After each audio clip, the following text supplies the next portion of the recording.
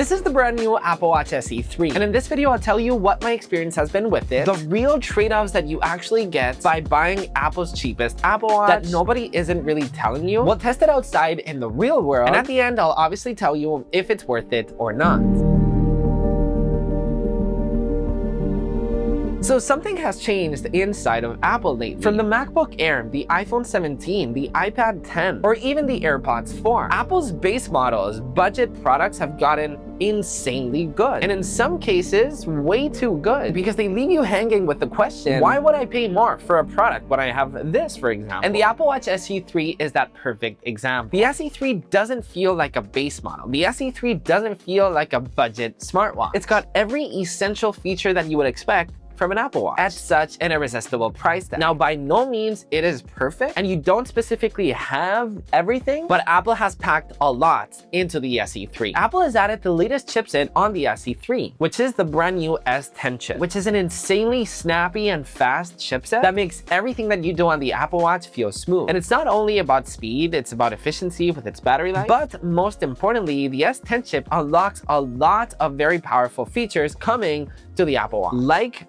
for example, the most important brand new feature, the always-on display. Yes, the SE finally has the always-on display, which is the most essential feature that an Apple Watch can have. Everybody has always asked me the same question: should I buy the SE or Series? And the thing that always made me go Series instead of SE was this: the always-on display. The always-on display makes your Apple Watch an excellent watch. Before, if you wanted to take a look at the time, you had to raise up your wrist and look at the watch. And now you can simply look at your watch, look at the time. It sounds dumb, but if you think about it, it is key to any watch. If you're in a meeting, you don't have to raise up your wrist or tap on the watch to look at the time. If you're eating with friends and family, looking at the time might sometimes be rude. Or even maybe you're typing on your computer or you're cooking, you don't have to raise up your wrist, you can simply look. This changes everything for SE, but the S10 chip doesn't only stop there. The S10 chip also brings gestures to the SE. This means the one-hand gestures that were the brand new key mainline feature on Series 10 last year is now here. For example, double tap. Double tap allows you to interact with your Apple Watch by simply scrolling down through menus. If someone's calling you, you can simply answer the phone call by simply doing like this, a double tap on your wrist. And the brand new wrist flick gesture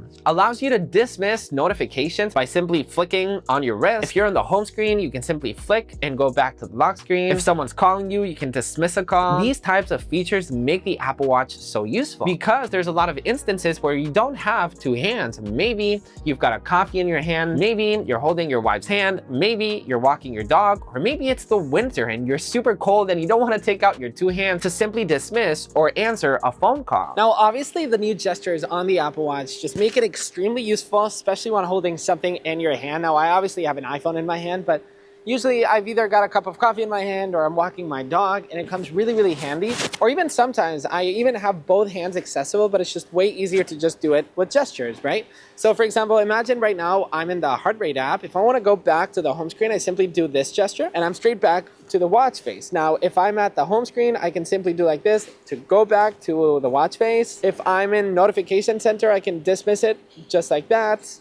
And also, if I want to double tap, I can bring up the Smart Stack, which comes in very handy. If I'm in an app, I can scroll down through the app by simply double tapping, just like this, which is very, very handy. Imagine if I'm in Notification Center, I can also double tap to scroll up, which is very cool as well. Once again, go back just like that. I can pause or cancel a timer by simply double tapping, boom, and I've just paused it. And then if I want to continue, I can simply double tap to bring it back. Now, double tap is very cool when someone's calling you, for example. I can simply answer the phone call just like this. A lot of people use double tap also. Maybe they're at the gym and they want to skip a quick song. They can simply double tap. They're in a workout, they can scroll down to the different menus. Depending on the person, depending on what you do, you'll find something more useful than others. For me, it's just the overall use of this that just makes so much sense. Once again, not even you need to have something in your hand. I've just often used it. It's just part of the way that I use my Apple Watch now.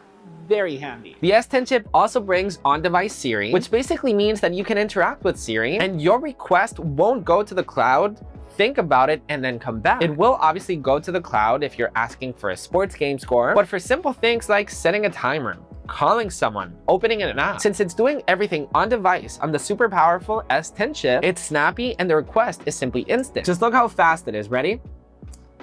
Open activity. boom, it didn't need to think about it. Set a timer for 3 minutes. It's instant, which makes it very handy when you're offline as well. If you purchased your SE without any cellular and you decided to go out for a walk and you wanted to request Siri something, once again, since it's doing it on device, it will still be able to make that request. The S10 chip also brings the voice isolation feature, which basically means that if you answer a phone call out in a very busy street with construction work in the back, the SE3 will now isolate only your voice, which is great for crystal clear phone calls, or if you want to record a quick voice memo, it will also isolate your voice. All right, here's how the noise cancellation works on the Apple Watch SE3. There's actually an ambulance right now, which I feel like is perfect time to test this. You might still be able to hear it slightly, but you're mostly, I'm sure, listening to only my voice. Here's how it looks without, and here's how it looks just with overall mic quality from the normal streets. Now, obviously, this is a game changer for phone calls. If someone calls you, the other person will be able to listen to you perfectly fine. It also brings my favorite new feature on the previous generation Apple Watch Series 10, fast charging, which is up to 2 times faster than the SE2. Your Apple Watch can go from 0 to 80% in just 45 minutes of charge, which is a very big deal for sleep tracking. The SE3 also unlocks a brand new connectivity spec, 5G, which is basically more efficient and faster. I haven't personally noticed crazy speeds on the watch in terms of 5G because internet is not something that you often really test on the watch, but it's obviously very nice to have in terms of its efficiency. All right, so not everything is perfect about the SE3. Let's start talking about its design and its display, because in my opinion, that's probably one of its biggest weak points. So you still get the same 2 casings, 40mm and 44mm. They only come in aluminum casings in Midnight and in Starlight, which is obviously very lightweight and comfortable. Apple also updated its glass with the new Ion X cover glass, which is up to 4 times more crack resistant than the SE2, which is a very big deal. The SE has kind of been always kind of weak in terms of its glass. Do keep in mind that an Apple Watch often gets banged in walls when you're walking in your home, or maybe you use it for workout. It's now stronger, which is good. The Series 11 compared to the SE3 does come in a larger offering of colors and finishes. Most importantly, the SE3 does not come in titanium. So if you want a more premium looking Apple Watch, you're obviously kind of out of luck in the SE. The Series 11 comes in beautiful silver and gold and jet black stunning titanium finishes. Then you can pair them with a beautiful Milanese loop and link band. So you are limited with the customization with SE, which is obviously not a big deal at all if you don't like those titanium finish or you don't want to spend that much, or maybe you're just buying an Apple Watch for workout purposes. And obviously aluminum is the best option for that. It's great because it's lightweight, it's comfortable for sleep tracking, workouts. When you wear an aluminum Apple Watch, you kind of forget that you're wearing. Now the display is also one of its biggest weak points. Now you do have the always on display for the first time, which now has a peak brightness of 1000 nits and around 500 nits with the always on display, which is great. It's more readable, more glanceable. So the Apple Watch SE has 1000 nits of brightness, perfect for sunny weather. Now, if you compare it to an Apple Watch Ultra 3 that has 3000 nits of peak brightness, it's not really that crazy, but I wanted to show you quick hands-on. Right now it's on perfect sunny weather, and right now it's using the peak brightness. Obviously, it's totally readable. No matter what menu you are, you'll be able to read your Apple Watch perfectly fine. If we open up the weather app, for example, you can read everything perfectly fine. The different watch faces, the blacks look very black. The colorful watch face also look very great.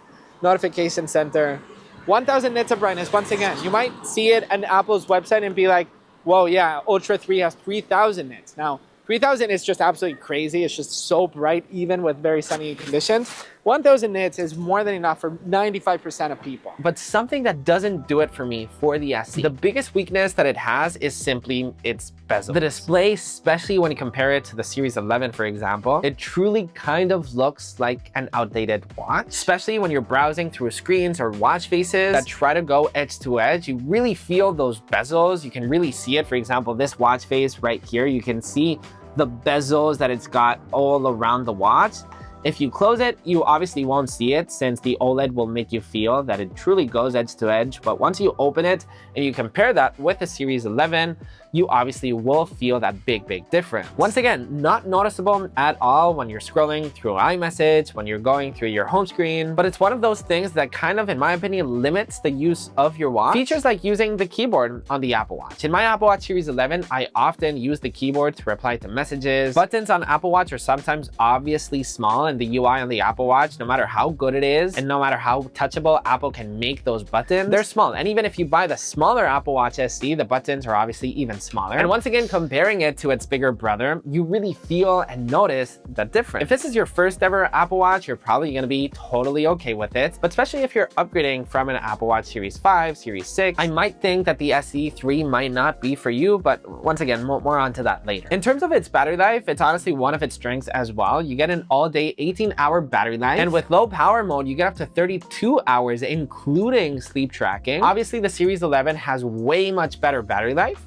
but for the average Apple Watch user, 18 hours of battery life is obviously way much more than average. And especially when you bring the brand new fast charging feature, it makes you just want to use your Apple Watch a lot more. If you buy a cellular Apple Watch SE, cellular does kill the battery life extremely fast. So having that fast charging feature, if you go out for a run and you use the cellular feature, you can quickly charge your Apple Watch, juice it up for like around 10 minutes, and use your Apple Watch back again. Let's move on to health and sleep, because Apple has packed SE3 with a bunch of health and sleep features. You now got temperature sensing on SE3, which enables ovulation estimates in the cycle tracking app. You get upgrades with sleep tracking with the brand new sleep score. It basically classifies your sleep between very low or excellent with a very transparent and easy to read breakdown. You'll basically get a score depending on your duration of your sleep and the quality of your sleep from 0 to 100. You also get last year's brand new feature, sleep apnea notifications, coming to SE. The Apple Watch will analyze your breathing disturbances over time and notify you if it detects any signs of sleep apnea. And mostly every other health feature that are available on Apple Watch is here as well, with some limitations. So you do get the high heart rate and low heart rate notifications, AFib history when available, respiratory rate during sleep,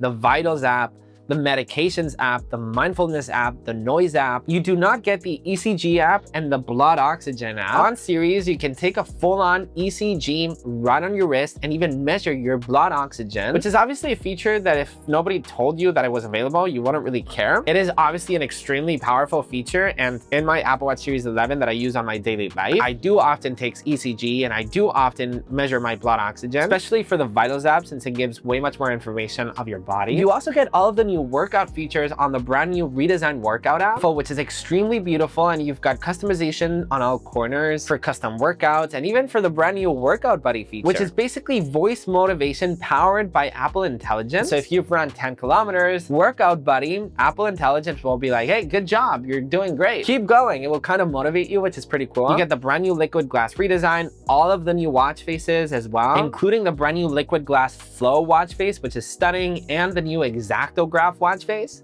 which if you tap on it, it will move and shift depending on the minutes and the seconds.